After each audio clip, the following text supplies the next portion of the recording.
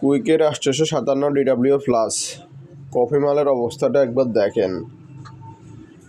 চায়নারা কি করতে পারে, অরিজিনাল সাথে কপিটার সাথে কোনো তুলনাই হয় না, মানে কি আর বলবো। এখানে আপনার হচ্ছে যে কম্প্রেসারটা দিচ্ছে হাওয়ার, এটাও একদম লো কোয়ালিটি। তারপরে হচ্ছে যে অ্যাডাপ্টারটা দিয়ে দেওয়া হয়েছে এখানে ভোল্টেজের আপ ডাউনের জন্য, এটাও একদম বাজে অবস্থা। তারপর হচ্ছে সার্কিটের অবস্থা তো না বললেই নয়, এটার অবস্থা তো আরও বাজে, কপি বললে যা হয় আর কি। তো আপনারা অবশ্যই অরিজিনাল কপি দেখে কিনবেন। এটা হচ্ছে কপিটা, আর অরিজিনালটার ভিডিও ইনশাল্লাহ সামনে আসবে। কপির অবস্থা হচ্ছে এটার প্রাইস হচ্ছে 5,500 টাকা, আর অরিজিনালটার প্রাইস হচ্ছে 9,500 সামথিং, 9,300 এরকম হবে আর কি।